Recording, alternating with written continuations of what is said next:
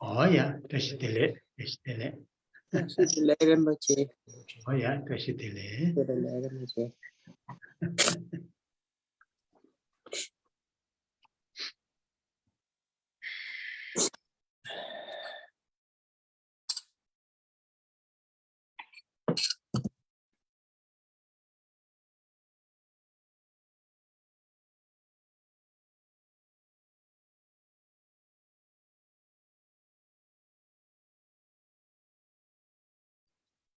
Oh yeah. My sincere greetings to everyone. With this greeting, we are going to start this class. And we will start with the holding the mind, taking refuge in 3 jewels, and holding the bodhicitta, the altruistic awakened mind. These 2 minds as our main motivation, not only to participate this class, but also, with these 2 minds, to motivated by these 2 minds, to live our daily activities, either routines, events, or specific important, activities. Always try to, try to engage or participate with these 2 minds. So we are going to start this class. Thầy gửi lời chào chân thật đến tất cả quý Phật tử và chúng ta bắt đầu buổi thuyết pháp ngày hôm nay. Chúng ta bắt đầu với trạng thái tâm quy y nơi tam bảo, và tâm đề là tâm tỉnh thức vị tha. Giữ 2 trạng thái tâm này là động cơ chủ yếu, không chỉ để cho chúng ta tham dự buổi pháp hội, mà là động cơ để cho chúng ta sinh hoạt hàng ngày hay cụ thể những sự kiện nào đó, luôn luôn chúng ta tham dự với 2 trạng thái tâm này. And as we know from our own experiences and also teachings that we have received from many great teachers, and also the Buddhist texts that we have read. From these, we are quite sure that our mental states, our minds, thoughts, and emotions play big role in our everyday lives. Not only they play big roles, important roles in our everyday lives, our mental states, either positive, constructive, or negative, unhealthy, either very very actively or more in subconscious, more in the background, more in the subconscious level. Though many of the activities may commit with our physical body and the verbal action, but the mental states behind those physical actions, verbal actions, the mental states, and that led us to act either very actively or out of habits, and that is we need to pay attention to make sure to have the right the minds, thoughts, and emotions at the beginning of the day, during the day, before going to sleep, beginning of a particular event, all the time, pay attention to have a right, positive, constructive thoughts, and that's here Buddhist teachers have encouraged us to have the refuge, and the Bodhisattva teachers have strongly suggested to have bodhicitta, So that's what we are going to do, and we're going to do that with the reading, saying the refuge and bodhicitta lines, those 4 lines, and now many of you have heard many times some of the meaning of these 4 lines. First 2 lines are refuge, and last 2 lines are bodhicitta. So when verbally saying those lines, mentally hold these 2 lines as a motivation. Như tất cả chúng ta đều biết từ những trải nghiệm riêng của mình, và đồng thời từ những sự giảng dạy từ nhiều bậc thầy vĩ đại, và đồng thời chúng ta cũng trau dồi đọc kinh điển Phật Pháp. Từ tất cả những điều này, chúng ta chắc chắn rằng tâm, những ý nghĩ, những cảm xúc của chúng ta đóng vai trò quan trọng trong cuộc sống hàng ngày. Không chỉ là đóng một vai trò quan trọng trong cuộc sống hàng ngày, mà trạng thái tâm của chúng ta, cho dù đó là thiện, có tính cách xây dựng, hay là bất thiện, thiếu lành mạnh, những hoạt động này chúng ta thực hiện một cách tích cực, hay là ở trong phần mà thầy gọi là tâm ý, cái phần mà chúng ta subconscious, về phần tâm ý. Và những điều này liên quan đến những hành động của chúng ta, những lời nói của chúng ta. Trạng thái tâm của chúng ta sẽ dẫn chúng ta đến để mà chúng ta hành động hoặc nói ra, hay là cũng một điều nữa là do những thói quen mà chúng ta đã huân tập. Như vậy thì chúng ta phải đảm bảo rằng là chúng ta phải có một cái trạng thái tâm, những cái ý nghĩ, những cảm xúc mà đúng đắn trong suốt, bắt đầu từ buổi sáng trong ngày đến khi chúng ta đi ngủ.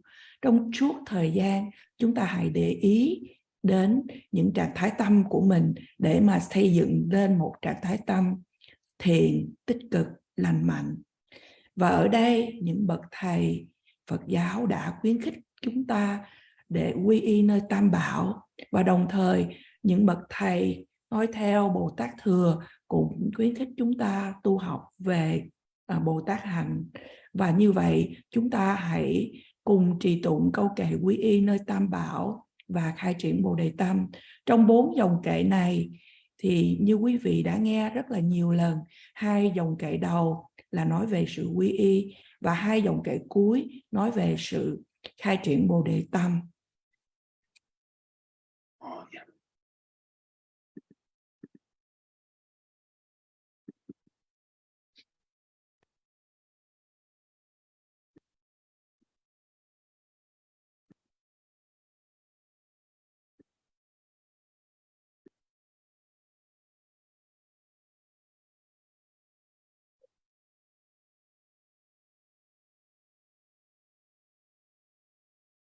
Sanje Chedan Tsoji Chonamala Chanju Pardo Dame Jaso Che Dage Jenso Jebe Tsonamaje Dola Penje Sanje Dobara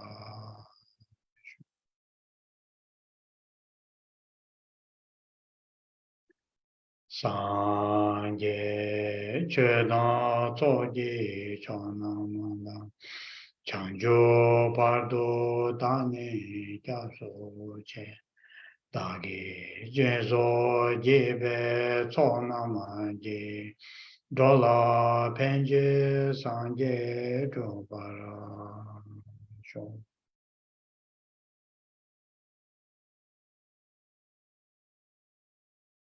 Sanje Chedan Tsoji Chonamala Chanjo Pado Dane Kyaso Dagi Jenso Jebe Tsonamaje Dola Penje Sanje Dobara Shon.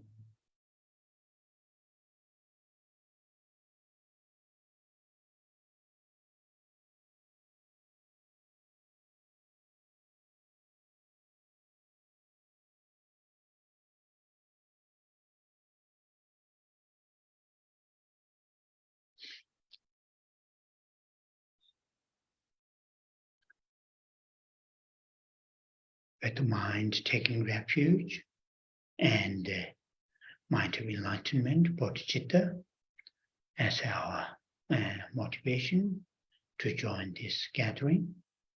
Now we will say Buddha Amitabha mantra, Om Amitabha, while verbally saying the mantra, mentally hold a very strong love and compassion towards all living beings, starting first upon ourselves, then our loved ones, family members, colleagues, community, and then, slowly extend towards all living beings. As I suggested before, though at this stage, for us it's difficult to see very tangibly or very obviously how this recitation with this strong love and compassion expressing towards all living beings, but it is part of training our mind, to be able to share our, love, compassion, altruism towards all living beings. So it is part of training ourselves, part of training our minds to build the mental strength, be able to do that. It is not, to see very tangibly or very obviously that benefiting towards all living beings. It is really very much building strength in our mental states, being able to do that. So while saying the mantra, hold love and compassion towards all sentient beings.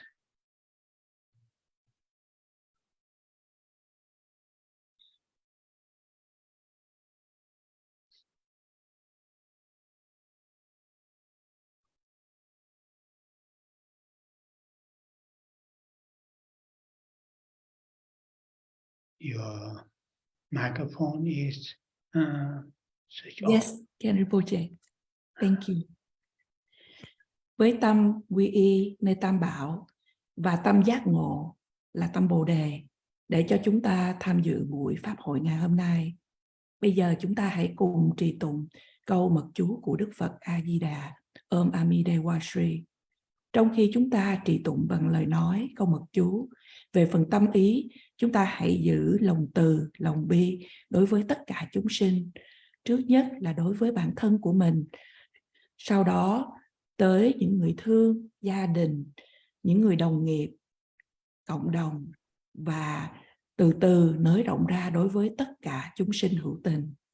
Như Thầy đã gợi ý cho chúng ta trước đây, mặc dù ở giai đoạn này đối với chúng ta, để mà chúng ta thấy là những cái sự trì tụng mà chúng ta khởi lên cái phần tâm ý có lòng từ, lòng bi mãnh liệt đối với tất cả mọi người.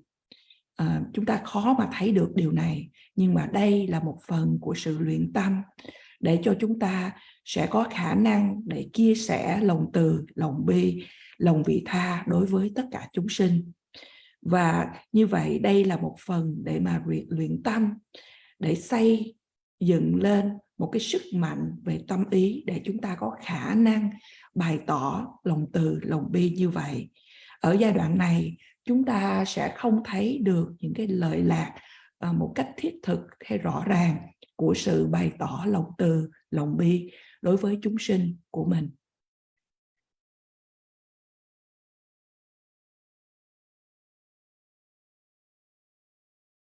Om Mani Devare, Om Mani Devare,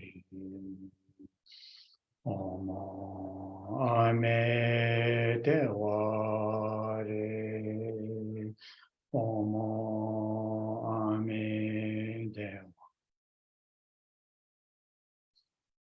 Om Mani Devare, Om Mani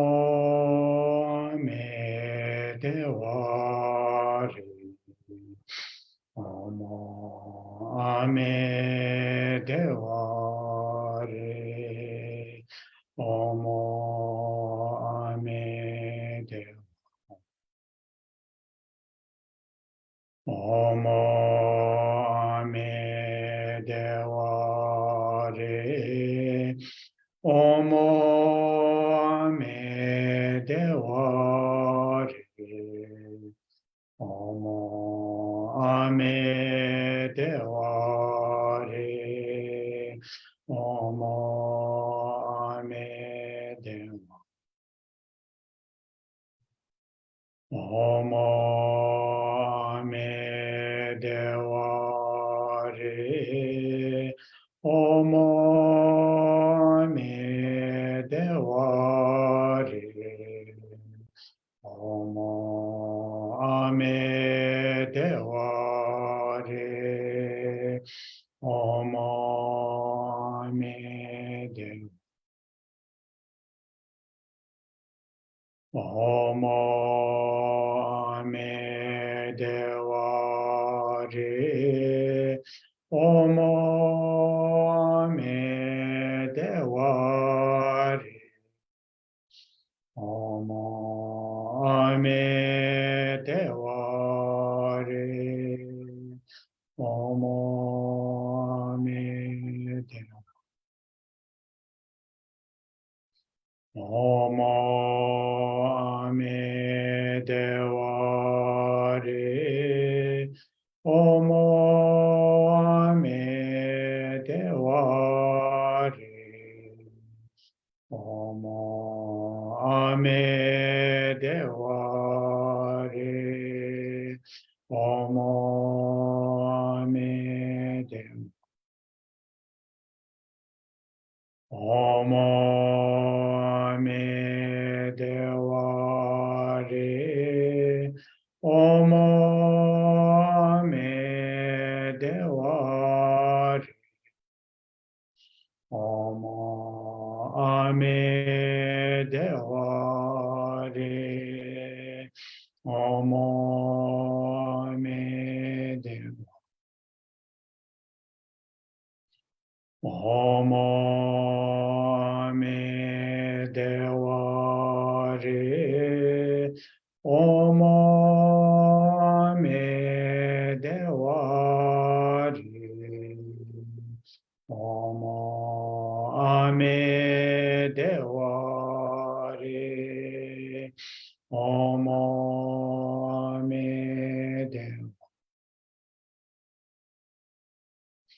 Om Ame Devare Om Ame Devare Om Ame Devare Om Ame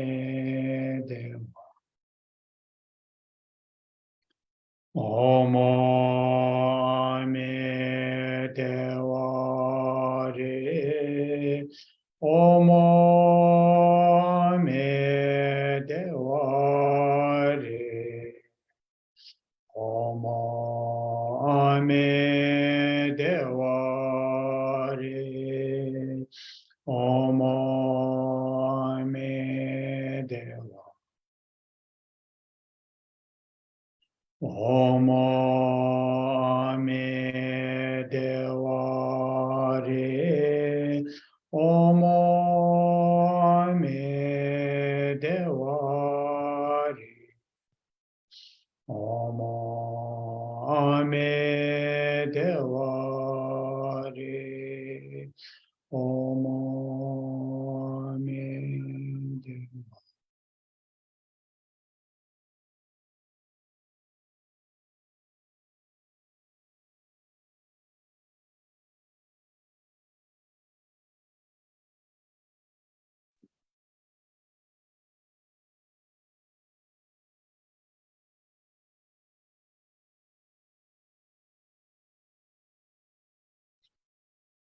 Yeah.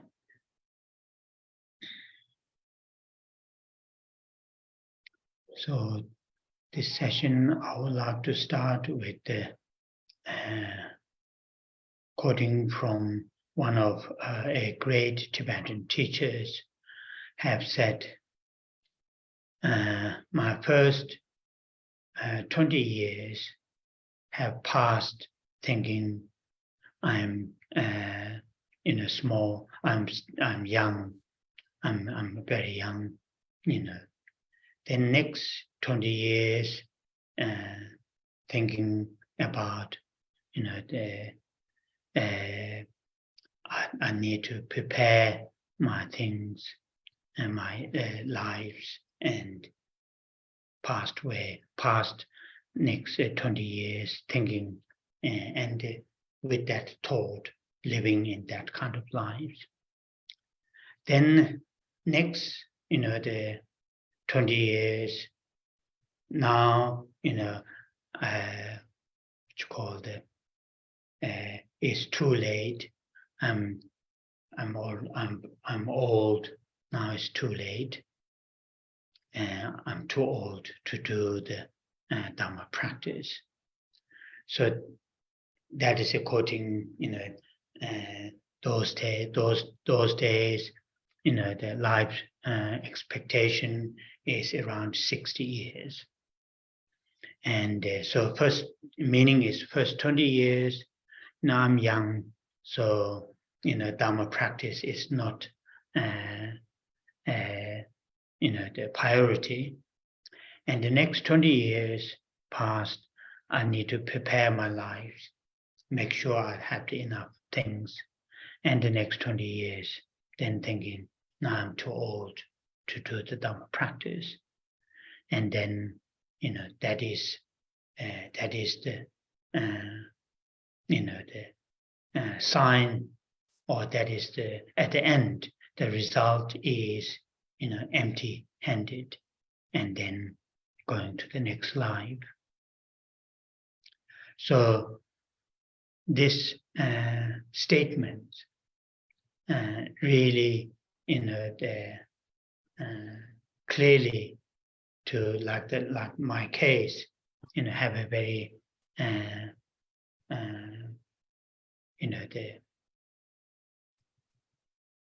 what's the right word? Anyway, so many of us may end up our lives in that fashion. In that fashion, there is a great risk may end up in that fashion. So therefore, the historical Buddha Gautama, when he taught his first teaching, the Four Noble Truths, and out of the Four Noble Truths, the first noble truth of dukkha, and noble truth of dukkha is explained, taught under, according to those great Indian masters, according, the Buddha taught the first noble truth with the four characteristics of the noble truth of dukkha. And out of the four characteristics, the first characteristic is, the being impermanence. Being impermanence, therefore, we experience dukkha in many different ways and in many different levels. So bringing these two together, that Tibetan teaches, the expression, how we may end up empty-handed. Even if we live 80, 90 years, we may end up empty-handed, nothing to, to show or to carry to the next life as something valuable, something very beneficial. We may end up in that way. The reason is not knowing or not remembering the teachings of the Buddha, the historical Buddha's, teachings of the Buddha.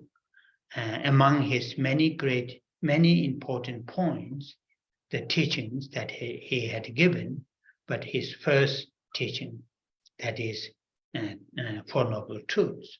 Within that, the first noble truth, dukkha, and dukkha is characterized with the four characteristics, and which is the first one, the nature of impermanence. So not recalling, not remembering, not being mindful with that nature, then we may end up going to the next life very empty-handedly. So therefore, it is very, very important for us, though we can enjoy our lives, that is important too. But at the same time, it is important not to, not to be empty-handed when we face our next life.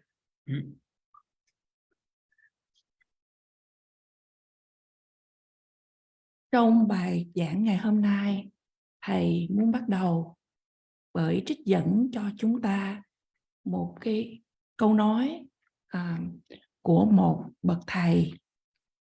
Câu nói này nói rằng là trong 20 năm đầu, là tôi nghĩ rằng là tôi còn nhỏ, tôi rất là trẻ. Trong 20 năm kế tiếp, tôi nghĩ rằng là tôi cần phải chuẩn bị cho những vật chất, những thứ này, thứ kia cho cái cuộc đời của tôi. Và 20 năm kế tiếp thì nói rằng là tôi đã già quá rồi. Tôi già để mà không thể nào tu tập được Phật Pháp nữa. Và đó kể như là cái cuộc đời, 60 năm cuộc đời. Điều này có ý nghĩa rằng 20 năm đầu thì Phật Pháp không phải là điều ưu tiên của người đó. 20 năm kế tiếp là bận rộn với chuẩn bị cho cái cuộc sống để đảm bảo cho những nhu cầu cuộc sống của cuộc đời này. Và 20 năm cuối thì nói rằng là già rồi, không thể nào tu tập Phật Pháp. Kết quả rằng là thầy nói rằng là kết quả là sự trắng tay khi mà đi đến cái kiếp sống kế tiếp. Thì sự tuyên bố này hầu như là rất là nhiều trong chúng ta cũng sống cái cuộc đời cũng tương tự như vậy. Do đó Đức Phật lịch sử là Đức Phật Thích Ca Mâu Ni, khi Ngài giảng Pháp, bài giảng Pháp đầu tiên của Ngài đó là về tứ diệu đế. Và trong tứ diệu đế thì diệu đế thứ nhất đó là nói về dukkha hay là khổ đế, sự khổ. Đức Phật đã giảng dạy khổ đế có 4 nét đặc trưng. Và trong 4 nét đặc trưng này, nét đặc trưng đầu tiên đó là về bản chất của sự vô thường. Bởi vì bản chất của sự vô thường mà chúng ta trải nghiệm nhiều những cái loại khổ, những mức độ khổ khác nhau. Và như vậy, như vị thầy đã nói rằng là chúng ta có thể ra đi, chấm dứt cuộc đời này mà trắng tay, cho dù là chúng ta sống một cuộc đời thọ đến 80, 90 tuổi mà chúng ta không có mang được hành trang, những gì lợi lạc, những gì giá trị đi đến cái kiếp sống kế tiếp. Và chúng ta có thể phải chấm dứt cuộc đời như vậy nếu mà chúng ta không nhớ đến những giáo lý, những sự giảng dạy của Đức Phật. Và trong nhiều những giáo lý khác nhau của Đức Phật thì giáo lý đầu tiên đó là về tứ diệu đế. Và trong tứ diệu đế nói đến là diệu đế đầu tiên đó là khổ đế với 4 nét đặc thù đặc trưng. Và đó là nói về bản chất của sự vô thường. Và như vậy chúng ta hãy nhớ, chúng ta hãy có tâm chánh niệm về điều này để mà chúng ta đi đến cái cuộc sống, cuộc đời kế tiếp mà không bị trắng tay. Do đó điều này là quan trọng đối với chúng ta. Mặc dù là chúng ta vẫn có thể hưởng những niềm vui của cuộc sống hiện tại, điều đó cũng quan trọng. Nhưng mà đồng thời chúng ta không quên nghĩ đến những điều quan trọng kia, đó là chúng ta phải đối diện với những gì của kiếp sống kế tiếp. Oh, yeah. So, having those reasons, thinking I'm too young to do the practice, or I have to prepare my life first, then I will do the Dharma practice. Or thinking I'm too old now, I can't do that much. And there are two reasons behind those different reasons that we put postpone so-called Dharma practice. The first thing is the Dharma practice. Sometimes people practicing Dharma, people tend to find only those what you call the recitations, retreat, going into retreat or forming some kind of recitations and so forth. I mean, these are Dharma practices. I'm not saying these are not Dharma practices, but main Dharma practice, that Buddha taught, and subsequently Buddhist teachers have taught us, is not, it is mainly, really making our mental states, initially making our mental states, shaping into right form, as like the refuge, like the bodhicitta, like cultivating love, compassion, altruism, enhancing tolerance, being able to forgiveness, and so forth, in cultivating wisdoms. Those are the really Dharma. If we do that, then we are practicing Dharma.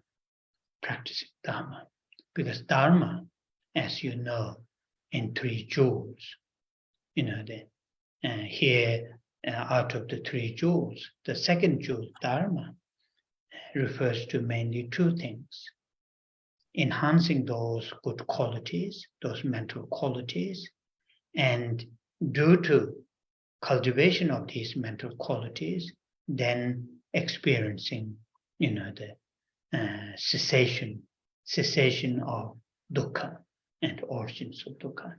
That is the Dharma. Of course, recitations, going into retreat, and sitting, sitting on a meditation cushion. These are preparation, I usually call, for the Dharma practice. Normally we call Dharma practice traditionally or culturally, we refer to those as Dharma practices. But real Dharma practice is really enhancing those positive mental qualities. When we enhance those positive mental qualities, such as love, compassion, altruism, and wisdom, then, our behavior or our physical and verbal activities will, naturally will change towards constructive, positive. Without that kind of, that is the one thing sometimes we use Dharma practice, refers to Dharma practice, only those things. Then we think, oh, I'm young, or I'm busy, I need to prepare this, or I'm old. Those reasons that we use. Another reason that we use, we use these reasons, then postpone during the Dhamma practice. We are, of course, preparation our life is important. Looking after all our basic needs are very, very important. But sometimes, in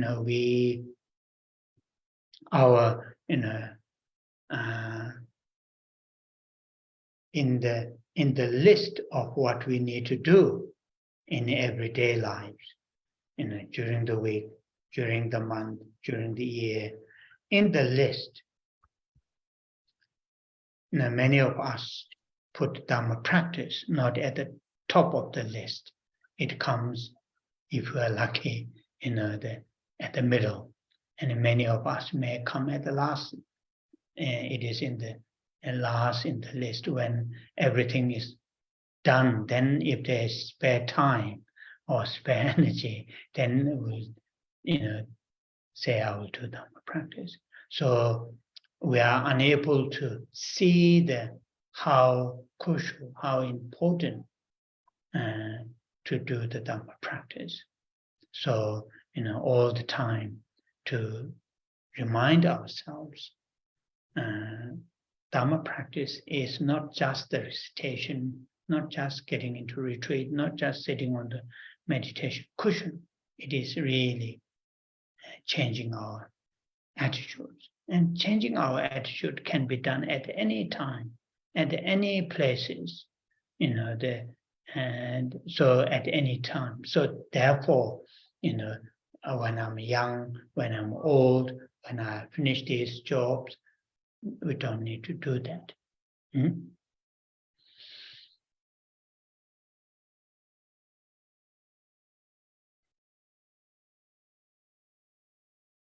Chúng ta có những lý do như là chúng ta nói là tôi còn trẻ quá để mà tu tập Phật Pháp, và kế đó chúng ta lại nói rằng là tôi cần phải chuẩn bị cho những nhu cầu của cuộc sống này trước khi tôi tu tập Phật Pháp, và kế đó chúng ta lại nói rằng là chúng ta già quá để tu tập Phật Pháp.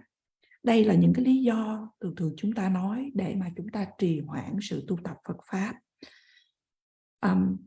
Đối với một số người của chúng ta tìm thấy rằng là trong cái sự mà trì tụng như là đọc kinh hay là trì tụng hay là đi nhập thất, những điều này chúng ta gọi đó là chúng ta tu tập Phật Pháp.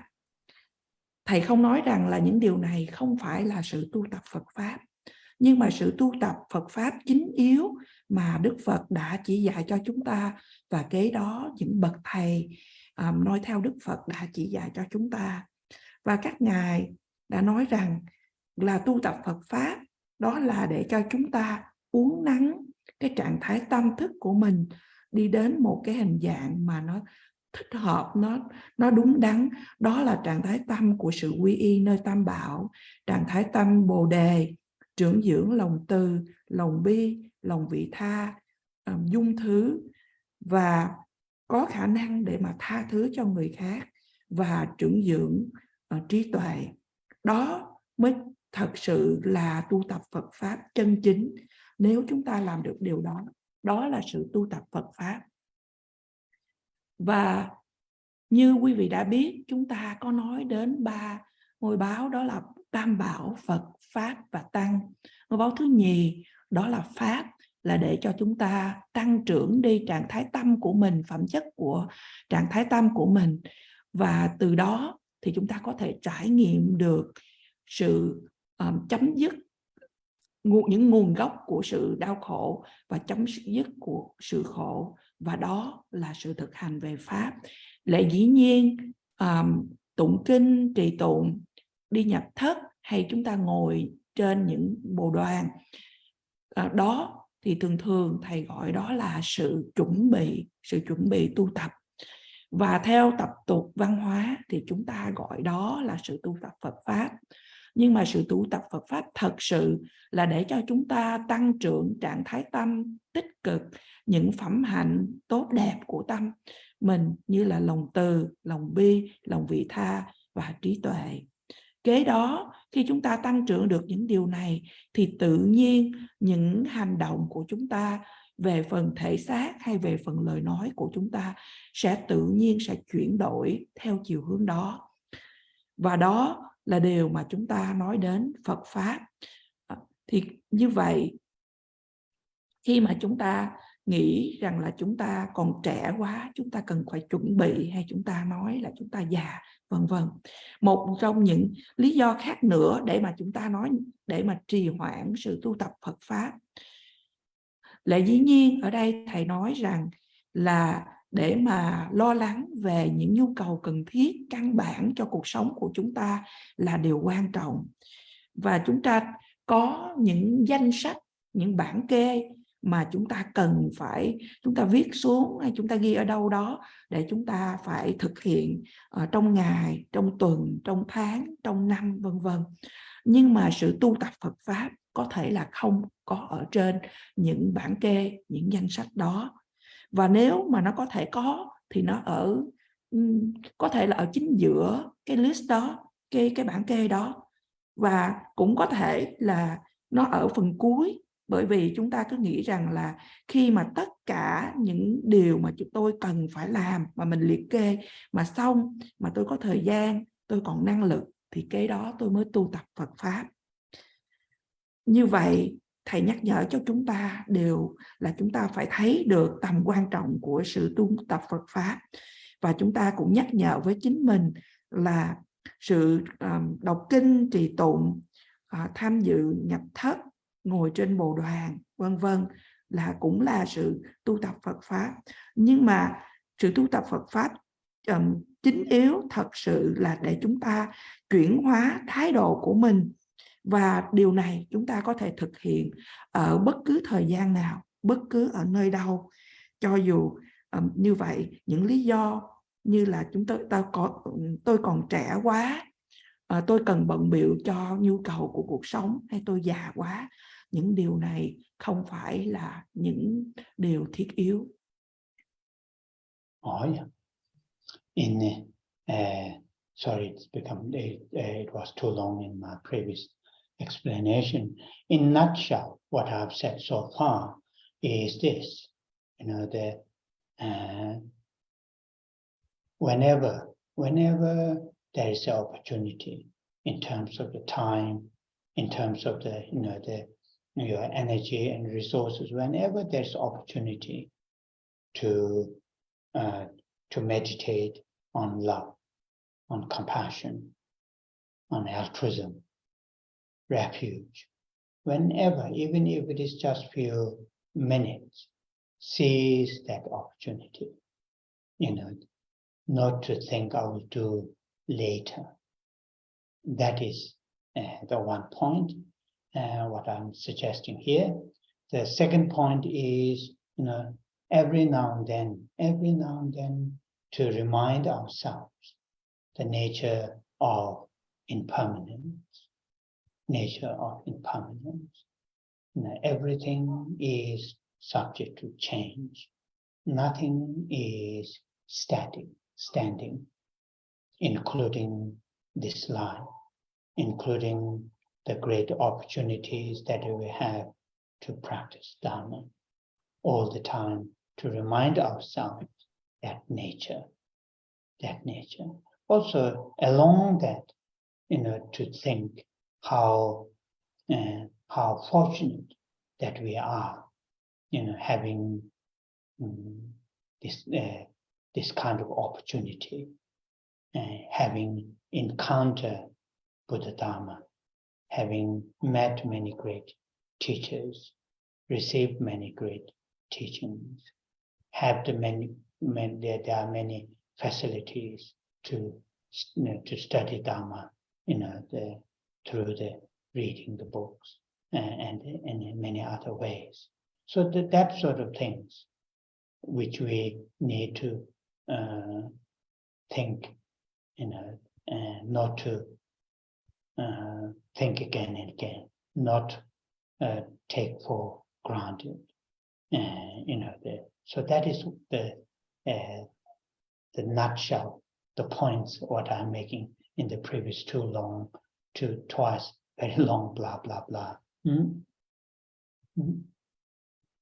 Nói tóm lại, những gì mà thầy vừa mới giảng qua cho chúng ta, rằng là bất kỳ khi nào chúng ta có cơ hội, chúng ta có thời gian, có năng lượng hay có những điều kiện để mà chúng ta có thể thiền quán về lòng từ, lòng bi, lòng vị tha, quy y nơi Tam Bảo, vân vân. Bất cứ khi nào, cho dù là chúng ta có chỉ một vài phút, chúng ta hãy nắm bắt cơ hội đó, thầy, và chúng ta không nói rằng là tôi sẽ thực hiện những điều đó sau này. Đó là điểm thứ nhất thầy muốn chia sẻ với chúng ta. Điểm thứ nhì, thầy nói rằng là thỉnh thoảng chúng ta hãy nhắc với bản thân của mình về bản chất của sự vô thường. Tất cả mọi pháp, mọi sự kiện, mọi sự vật đều là đối tượng của sự thay đổi. Không có bất cứ những điều gì mà dừng, mà bất động. Trong đó bao gồm cả cái mạng sống, cái kiếp sống của chúng ta đang có và cái cơ hội chúng ta đang có để tu tập Phật Pháp. Và đồng thời chúng ta hãy nghĩ đến là chúng ta đang may mắn như thế nào để mà chúng ta đang có những cơ hội để mà tiếp xúc, để mà gặp được Phật Pháp, gặp được những bậc thầy và những giáo lý của bậc thầy. Và chúng ta cũng có cơ hội để mà nghiên cứu về, trau dồi về kinh điển. Như vậy, trong rất là nhiều những phương cách khác nhau mà chúng ta được may mắn, thì chúng ta hãy nghĩ đến những điều này hết lần này đến lần khác, mà chúng ta không nên coi đó là một cái sự đương nhiên. Đây là những điểm mà thầy muốn tóm gọn lại những gì mà thầy vừa chia sẻ cho chúng ta trước đây. Oh, yeah. So now, last two Saturdays, we focus our study, the last part of this practice, the practice in the Guru Yoga, and that is His Holiness Dalai Lama as our guru, and your deity, meditational deity as a Chandresik. And so that is our last two Saturdays reading focus on the last section, merging with the spiritual master. That was the focus, and in that section, there is a very important meditation, and with the meditation, then of course the mantra recitation, the 6-syllable mantra recitation, and in that meditation, or you can call it visualization, there are three different stages. If we include the connection to the previous section, then there are 4 different stages, which is helpful to look at in that way to do the meditation. And I will briefly go through those 4 different stages in terms of the meditation. Hai buổi thứ 7 vừa rồi, chúng ta đã tập trung về những sự tu học của chúng ta, về phần cuối, về sự tu tập của Du Già Bổn Sư. Trong phạm vi này, Đức Đạt Lai Lạt Ma là Bổn Sư, và vị Thiên Phật đó là Đức Quan Thế Âm. Và hai buổi giảng thứ 7 vừa qua, chúng ta đã ở phần để được gọi rằng là sự hợp nhất với Đức Bổn Sư. Và trong phần này có những sự thiền quán quan trọng, và đồng thời cũng có sự trì tụng, đó là câu tụng chú của Đức Quan Thế Âm.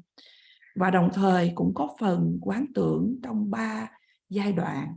Nếu chúng ta bao gồm cả cái phần trước đây, quán tưởng trước đây, thì chúng ta có thể gọi đó là 4 giai đoạn của sự quán tưởng, nếu để mà chúng ta chia ra một cách thứ tự để mà tu học. Và Thầy đã giảng cho chúng ta ngắn gọn về những sự quán tưởng này. So the first stage is related to the previous section. The previous section is the section that we do the glance meditation, entire path from the beginning, how to rely on the spiritual master, at the end, the experiencing that what you call the profound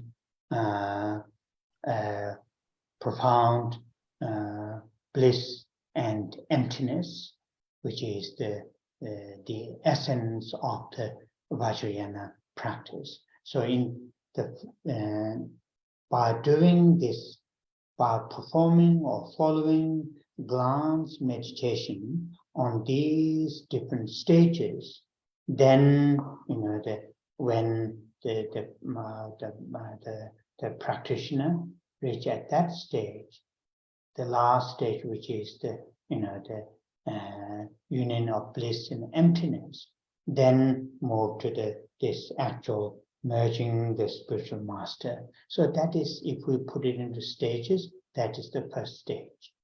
And by doing this glance meditation one's own spiritual master, who is inseparable with the meditational deity Avalokiteshvara,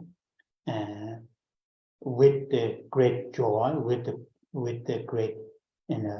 great joy, then gradually either you can dissolve into light, multicolored lights, or whatever particular lights that you prefer, or then gradually coming on top of one's own crown. And that is really something that related to the previous section. So coming on the one's own crown. Then the next stage is from the crown that multicolored light, in the aspect of multicolored light, in the nature of one's own guru, and then dissolving or descending through one's own central channel and reaching at the heart where the indestructible drop on the eight petals, so dissolving into that indestructible drop. And that is the second stage of the meditation.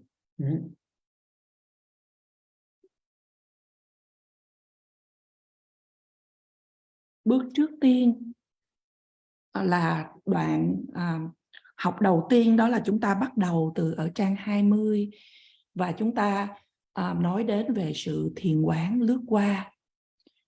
Toàn bộ thiền quán lướt qua này thì trong những trang kế tiếp thì cuối cùng dẫn đến sự đại lạc sâu sắc và tánh không. Đây là những tinh túy của sự tu tập về mật tông. Và qua sự thực hiện về thiền quán lướt qua mà trải qua những giai đoạn tu tập này thì hành giả đi đến cái giai đoạn cuối, đó là sự hợp nhất của đại lạc và tánh không. Và kế đến là chúng ta di chuyển qua sự hợp nhất với bậc thầy. Và qua sự tu tập về thiền quán lướt qua này thì ở đây là bậc đạo sư, đó là Đức Đạt Lai Lạt Ma, và vị Thiên Phật đó là Đức Quan Thế Âm. Và với những cái niềm vui sâu xa thì từ từ chúng ta hòa nhập những sự quán tưởng. Và ở đây là Đức Đạt Lai Lạt Ma và vị Thiên Phật hòa nhập tan vào trong ánh sáng.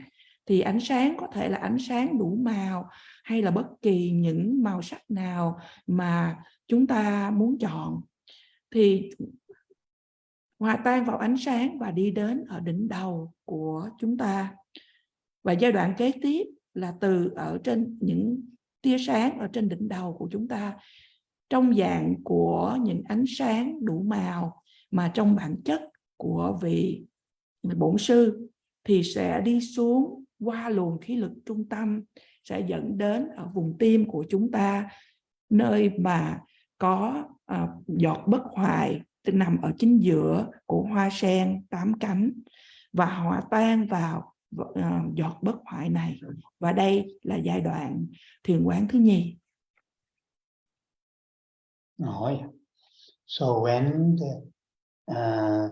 in the aspect of multicolored light, in the nature of Guru and Yidam, dissolve into the indestructible drop, which is one's own, the subtlest mind, which is clear-like mind, and its, the energy dissolve into that indestructible drop, then strongly and very clearly, strongly, imagining, strongly feeling that one's own subtlest minds and the Guru and the Yidam become inseparable, one. And that is one of the meaning of merging, merging in the sense one's own subtlest mind, clear-like mind, and the Meditational Deity and the Guru become one. So meditating with that, on that, the stage, single-pointedly. Then from there, once again,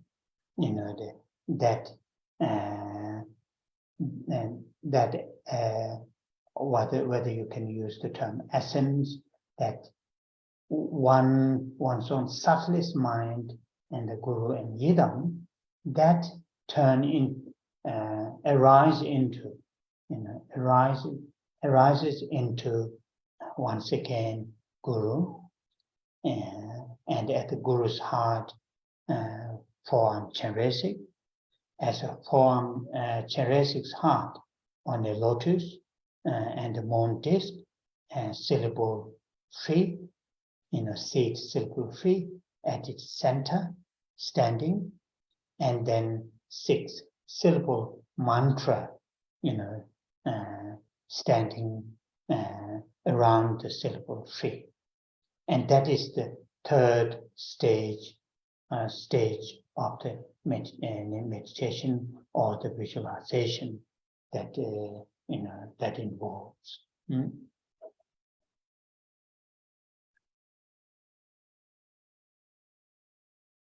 Trong dạng của những ánh hào quang đủ màu mà bản chất là của vị bổn sư và của vị thiên Phật. Ở vùng tim, những tia sáng này hòa nhập vào giọt bất hoại ở vùng tim của chúng ta.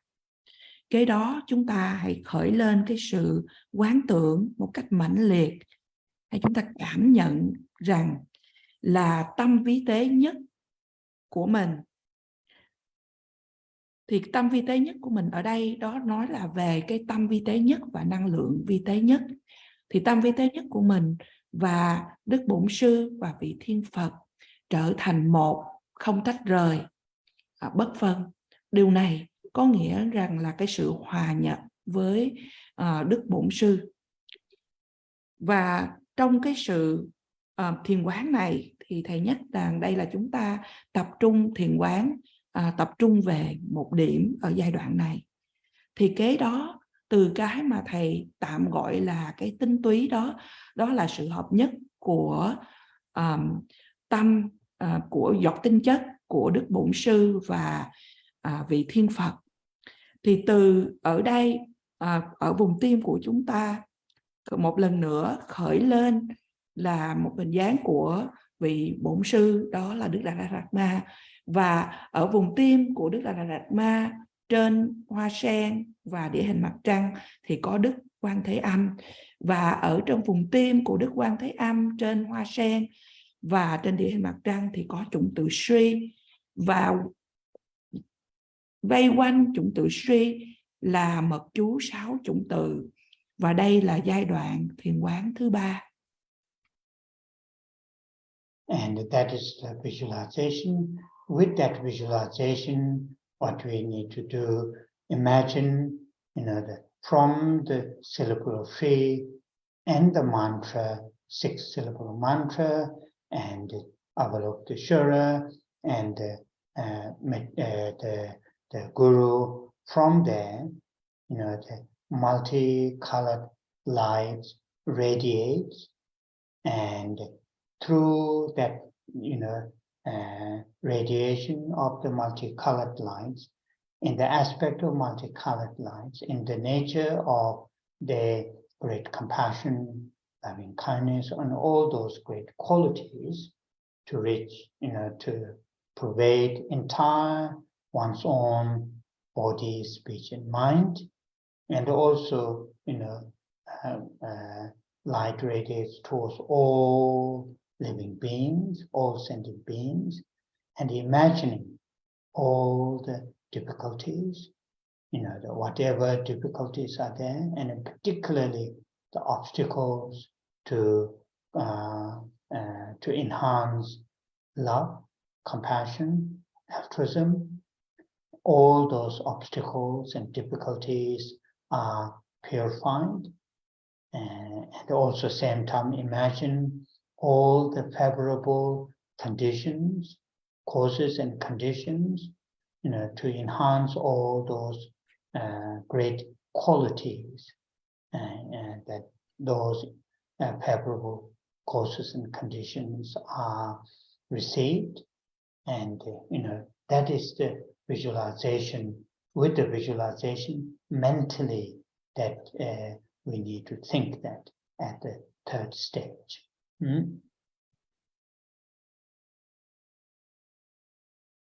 Với phần quán tưởng như vậy, chúng ta cũng cần quán tưởng từ chủng tử Sri từ mật chú 6 chủng từ, từ Đức Quan Thế Âm, từ Đức Bổn Sư, những tia sáng đủ màu được tỏa ra trong dạng của những tia sáng, nhưng mà bản chất là của lòng từ, lòng bi. Tất cả những phẩm hạnh tốt đẹp của chư Phật được tràn ngập toàn thân thể của chúng ta, tràn ngập thân, khẩu và ý của chúng ta. Và đồng thời những tia sáng này cũng tỏa ra đến tất cả chúng sinh. Và chúng ta hãy quán tưởng tất cả những khó khăn của chúng sinh cụ thể rằng là những chướng ngại để mà tăng trưởng lòng từ, lòng bi, lòng vị tha. Tất cả những khó khăn này được loại trừ, và đồng thời tất cả những nhân và duyên để mà tăng trưởng cho những điều kiện thuận lợi cho chúng ta thì chúng ta được thọ nhận. Và đó là phần quán tưởng này. Khi chúng ta quán tưởng thì chúng ta về vực tâm ý, chúng ta hãy nghĩ như vậy.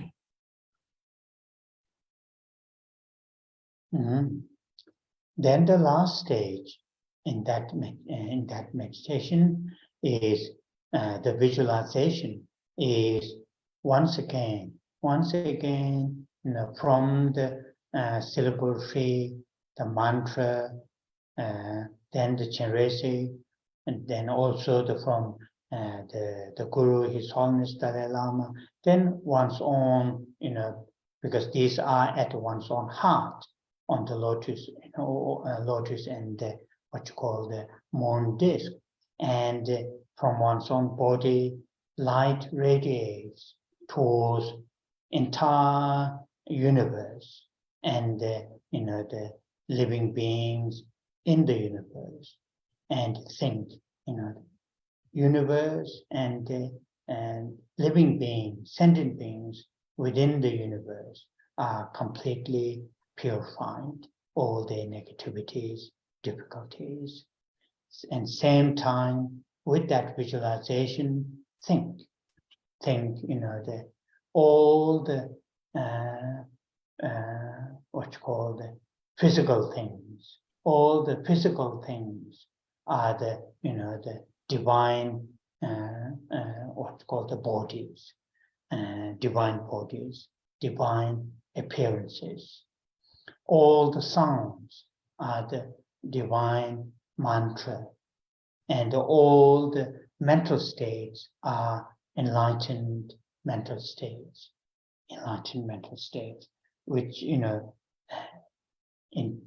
so those are the three things.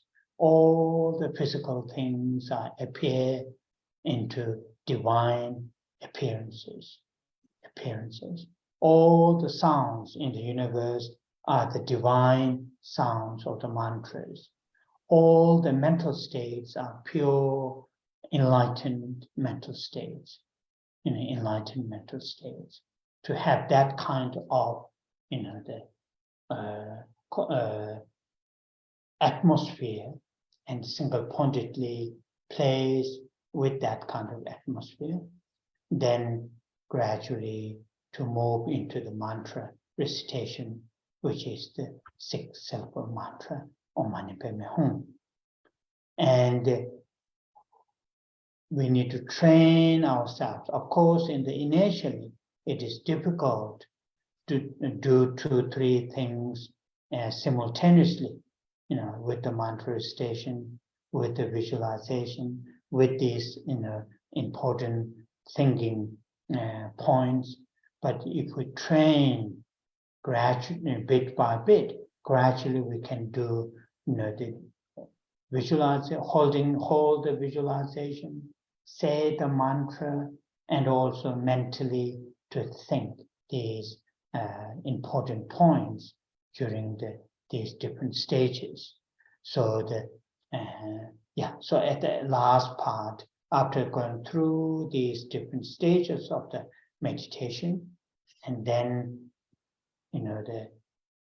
as some of you know, there is a line in the beginning of the Guru Puja, Lama Choba, Dedong Yerme Salam Yangba, Takwaram Jam Bashim Denji. So saying entire universe, and within the universe, all are completely pure. And it has a similar meaning in here. Here is a little bit elaborated, saying all the forms are appear into divine forms. All the sounds appear into divine sounds, and all the mental states are appear or understand as a divine mental state. And then reach that level, then do the mantra recitation. Yeah.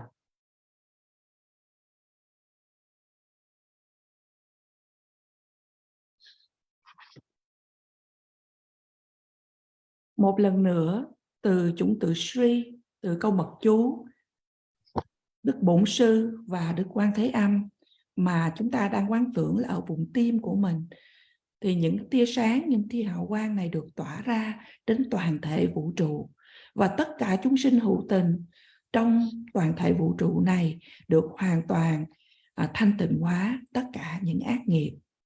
Và như vậy, tất cả những điều mà gọi là những điều được cấu tạo về vật lý, những thân thể của chúng sinh bây giờ trước mặt chúng ta quán tưởng đó là cái sự trình hiện mà được tạm dịch là về của cõi thiên hay siêu phàm, tất cả những thân thể siêu phàm hay của cõi thiên, và tất cả những âm thanh mà chúng ta được nghe cũng là những âm thanh của cõi thiên, và tất cả những trạng thái tâm là những trạng thái tâm siêu phàm của cõi thiên. Và chúng ta hãy quán tưởng những bầu không khí như vậy, và từ đó chúng ta di chuyển qua đến trì tụng câu mật chú 6 chủng từ. Ở bước đầu là dĩ nhiên là điều khó khăn để cho chúng ta cùng một lúc nghĩ đến vừa miệng của chúng ta thì trì tụng chú, và về phần tâm ý chúng ta vừa quán tưởng và chúng ta vừa nghĩ đến những điểm quan trọng. Nhưng mà qua sự tu tập, thầy nói rằng là từ từ chúng ta có khả năng để mà thực hiện sự quán tưởng và trì tụng và nghĩ đến những điểm quan trọng này như vậy trong những giai đoạn mà quán tưởng khác nhau, khi mà chúng ta đi qua những giai đoạn của thiền quán khác nhau. Và có một dòng ở trong kinh của cúng dường Bổn Sư cũng đã nói rằng là từ trong toàn thể vũ trụ, và từ ở trong toàn thể vũ trụ đó thì mới khởi lên. Thì khởi lên ở đây là chúng ta đang nói đến trong những dạng, thì tất cả những dạng hay những hình thể đều là hình thể của cõi thiên siêu phàm. Những âm thanh được nghe là những âm thanh của cõi thiên, và những trạng thái tâm ý cũng là những trạng thái tâm ý siêu phàm của cõi thiên. Khi mà chúng ta quán tưởng đến như vậy thì lúc đó quay qua bắt đầu để mà trì tụng mật chú 6 chủng từ. It is not mentioned in here in this meditation manual. Some other meditation manual like this have mentioned in a note just before the mantra recitation. Some other deities. In Tibetan, it's the short note is like this: Gombe Kyona Devacha. So Gombe Kyona, Gomba means meditation. Kyona means when you get tired. When you get tired with the meditation. In this case, the previous section glance meditation on the entire path, and this section, all those visualizations. When you get tired, then move to do the mantra recitation. Gombe Kyona Devacha. Deva means recite the mantra. Devacha. So mantra recitation itself is not the key, not the key point. Though we, and many of myself, including myself, we focus mainly more on the meditate, on the mantra recitation, rather than the visualization, rather than the meditation on these points. We go to the mantra recitation section as quick as possible, and when we reach there, then spend quite some time to the mantra recitation. But in the actual, the what you call those meditation manual and some of the footnotes or some of the footnotes, mantra recitation is mainly to get a little bit rest after you get tired during the meditation. So that is quite interesting to know. But here, yes, do the mantra recitation too. It is important, but not to skip the important sections of the meditation part, and just going to run and to hurry to do the mantra recitation. That is a little bit of mistake. So do the meditation, glance meditation on the entire path to enlightenment, and this all, the merging these 4 stages that I mentioned. Do those meditation slowly, bit by bit by bit. Then gradually move to the mantra recitation. Now here, I'm sure I have said it before, earlier, visualizations will not come all together once, just doing 1 or 2 sessions. It will not going to happen, clear visualization. It is a very, very gradual sort of process. For example, when we visualize syllable 3, at the middle of the moon disk, standing syllable 3, either in English or in Tibetan, 3. When we visualize, it may come. As soon as you will move to the next stage, difficult our mind to hold the syllable 3. Let it go to focus on the next stage, and same to the next. It will not come in all in once. Which stage that your meditation is, which stage that your visualization is, just focus on that. Then, according to the time that you have, then move to the next. Focus on that. Even though you are unable to hold the previous point of the visualization. Move back next and next. While which stage that you are meditating, focus there, then move to the next. By doing that again and again and again, then eventually, bit by bit, it will get come together, like a building jigsaws, patterns. Visualization is like that. Also, like during the glance meditation on the gradual path to enlightenment, is also like that, bit by bit by bit.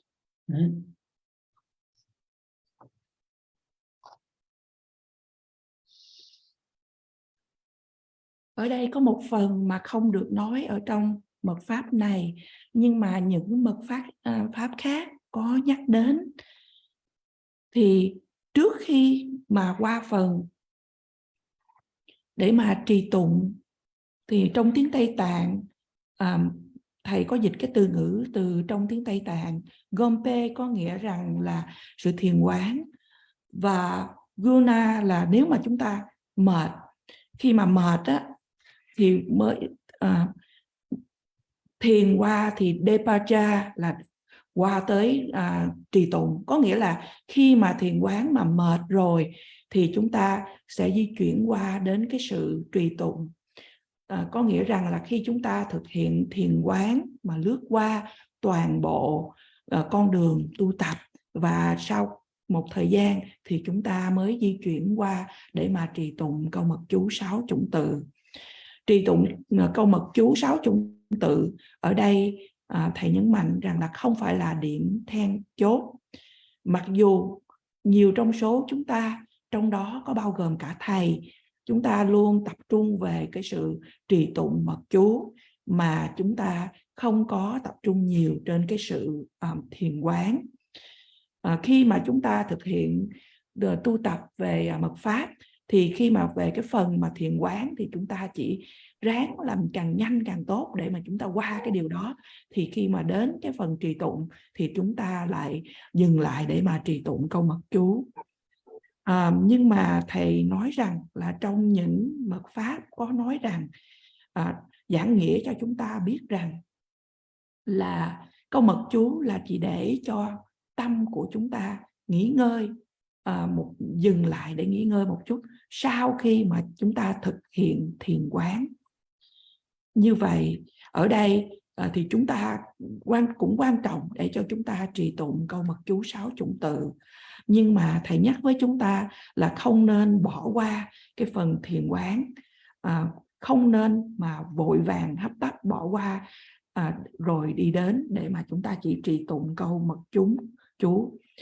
Chúng ta hãy trì tụng dần dần, thực hiện sự tu tập thiền quán lướt qua này, toàn bộ giáo lý đi đến giác ngộ. Và sau đó thì chúng ta đi qua đến phần quán tưởng, về phần hòa nhập với Đức Bổn Sư trong 4 giai đoạn mà thầy vừa mới dạy cho chúng ta. Và kế đó chúng ta mới di chuyển qua trì tụng câu mật chú. Như đã nhắc trước đây, thiền quán, khi chúng ta tu tập thiền quán thì nó sẽ không đến một cách tự nhiên trong chỉ 1-2 thời thiền quán, mà chúng ta mong chờ là chúng ta có cái sự thiền quán một cách rất là rõ ràng. Đây, sự thiền quán là một tiến trình tu tập một cách từ từ. Ví dụ như khi chúng ta quán tưởng chủng từ Sri, chúng ta có thể ở đây quán tưởng chủng từ Sri bằng tiếng Anh hay bằng tiếng Tây Tạng. Thì khi chúng ta quán tưởng thì có thể là chúng ta sẽ thấy cái chủng từ Sri đó. Và khi đó chúng ta di chuyển qua cái giai đoạn kế tiếp thì chúng ta lại khó để mà hình dung, để mà giữ được chủng từ Sri này. Thầy khuyên chúng ta là hãy bỏ qua đi và di chuyển qua tới cái giai đoạn kế tiếp, tập trung trên cái giai đoạn kế tiếp, mặc dù là chúng ta chưa có khả năng để giữ cái phần quán tưởng về chủng từ Sri đó. Và qua sự thực hành tu tập này, hết lần này đến lần khác, và qua từ từ thì tất cả nó sẽ từ từ rõ ràng hơn cho chúng ta. Cũng giống như là những cái món đồ chơi, thầy nói là jigsaw là cái để mà chúng ta ghép hình lại, hay ghép những cái để trở thành là một cái hình mà chúng ta có những cái mảnh giấy khác nhau mà ghép lại thành một bức hình. Và như vậy sự tu tập thiền quán này cũng như vậy, chúng ta phải tu tập mỗi từng chút một. Oh yeah. So then, after reciting a 6-syllable mantra a few times, and then move to the next stage, which is here, purification of mistakes in the rituals. So this is very common after doing the meditation, visualization, mantra recitation. Then at the end, in case if there are mistakes, that in our meditation, such as not having clear visualization, unable to do the full meditation, and the mantra recitations are not very precise, all those mistakes to be purified through the recitations of the 100-syllable mantra of Vajrasattva. And that is here it is nice to do that. It is nice to do that. And either you can recite whole the 100 syllable mantra, or you can just recite the short one, short form, Om Mani Hum. The mainly, to think, if there are mistakes, and that in my practice, all those mistakes can be purified through the recitation of Vajrasattva mantra. Think that way.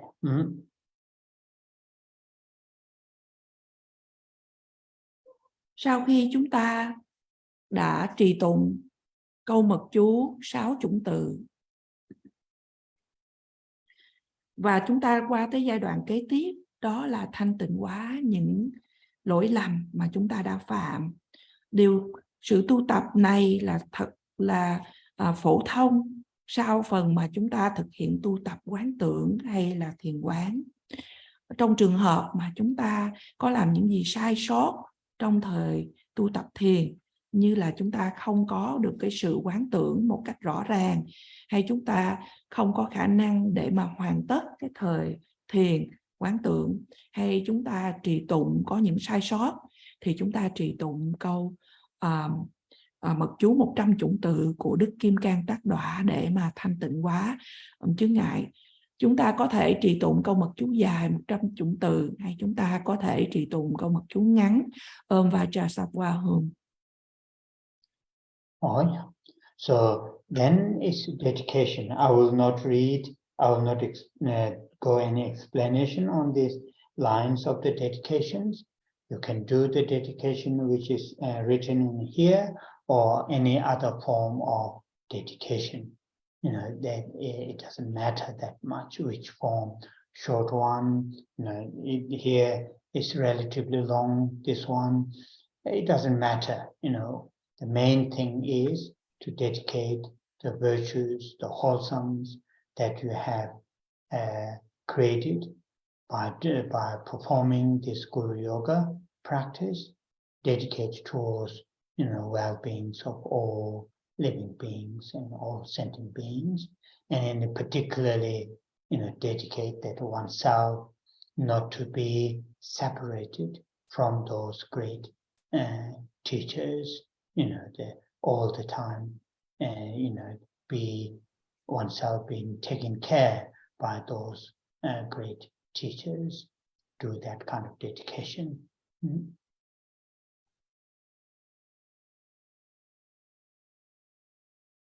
Và sau đó là phần hồi hướng, là ở bắt đầu từ trang 29 trở đi. Thầy sẽ không giải thích cho chúng ta về phần hồi hướng ở đây.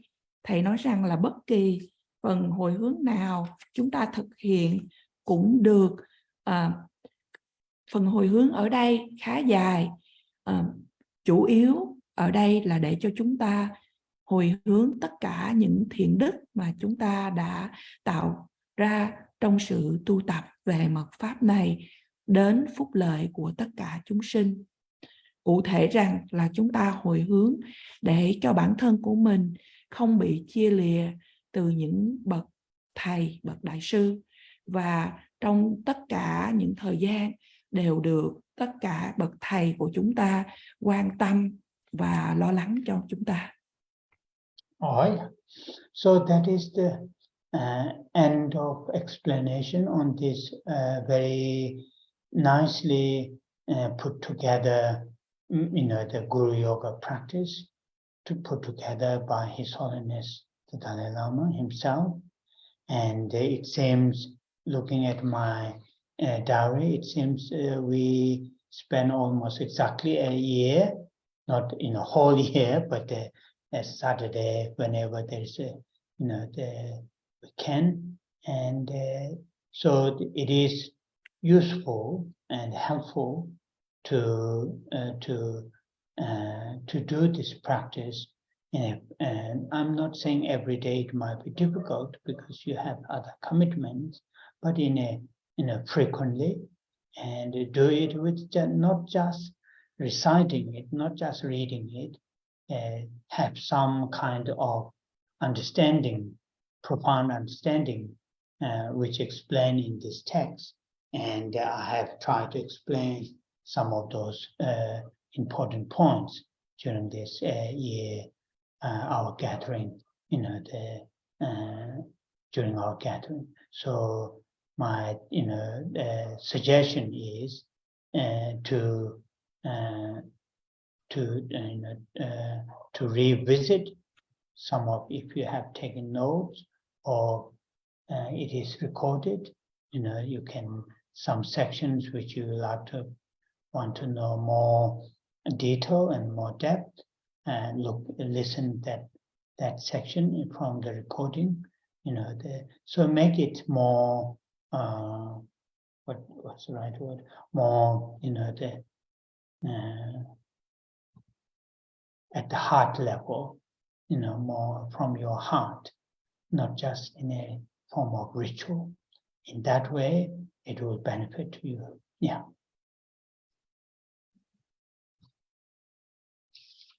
Và đây chấm dứt những giảng dạy của thầy về mật pháp cúng du già bổn sư mà đã được soạn thảo gọn lại rất là hay do chính Đức Đạt Lai Lạt Ma soạn tác. Và theo quyển nhật ký của thầy thì thầy đã giảng cho chúng ta khoảng tròn 1 năm nay, đều giúp ích và hữu ích cho chúng ta là để cho chúng ta tu tập. Nếu tu tập mỗi ngày thì cũng khó khăn, là bởi vì quý vị cũng có nhiều điều mà bận rộn. Nhưng mà thầy nhắc với chúng ta rằng là hãy thường xuyên, không những là chúng ta chỉ để trì tụng mật pháp này, mà chúng ta cũng nên hiểu những điểm sâu sắc ở trong bài mật pháp này mà thầy đã cố gắng giải thích cho chúng ta những điểm quan trọng. Thầy gợi ý rằng chúng ta hãy xem lại, có một số quý vị đã chép những cái note, và ở đây cũng có sẵn những cái ghi âm, những hình ảnh lại để mà quý vị có thể tham khảo lại nếu quý vị muốn tìm hiểu hơn về những chi tiết hay đi sâu xa hơn về những điểm quan trọng. Thầy khuyên chúng ta hãy đem đó đến vô trọng tận trong tim hay trọng trong cái đáy lòng của mình, chứ không chỉ suông để mà trì tụng, thì điều này sẽ đem lại lợi lạc. Oh yeah. So we will do the dedication before recitation of dedication. So next 2 Saturdays, which is the 4th and the 11th of March, we don't have class because from 27th of April till 9th of not April, February, 27th of February until 9th of March, I have to lead great prayers in here, so I'm not able to lead those 2 Saturdays class. But we will start on 18th of March, and we will read a short sutra, which explains the qualities of the Buddha, Dharma, and Sangha. It is called in Tibetan Kunchok Jeden. In other words, recalling or remembering the 3 jewels. And that is with explaining the qualities of the 3 jewels. Not all the detail, but it has a very beautiful explanation. I thought it might be quite good to, because we talk a lot about 3 jewels, and many of us, difficult to know what are the qualities of the 3 jewels. And I'm going to read that short sutra from 18th of March. So after the translation, we'll just do the dedication, not the Thunderdome prayers. Thứ Bảy tuần sau và 2 tuần kế tiếp, đó là ngày 4 tây và ngày 11 tây tháng 3, chúng ta sẽ không có buổi thuyết pháp. Bởi vì từ ngày 27 tháng 2 đến ngày 9 tháng 3, thầy sẽ chủ tọa cho buổi đại lễ cầu nguyện.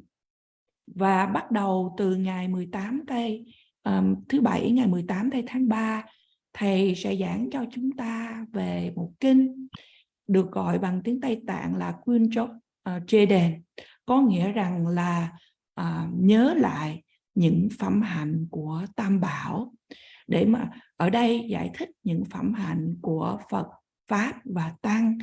Mặc dù quyển kinh này không nói tất cả những chi tiết, nhưng mà đã giải thích rất là tuyệt đẹp, và bởi vì chúng ta cũng được nghe về những phẩm hạnh của Tam Bảo.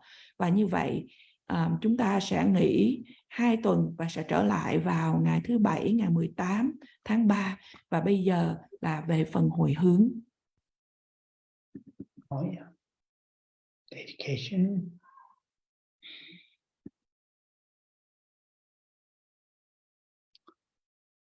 Chanjo semjo rembo che ma je panama che juro che ba nya ba me ba yang kone kongdu pewara sho Kanre rave korve shin kamande Pendan dewa malu jongwe ne Chenre sewa tenzin jazo ye Shabe side pato tenjuro che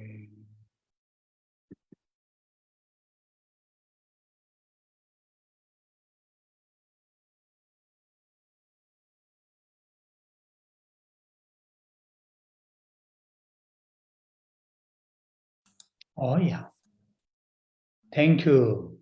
Thank you, Rinpoche.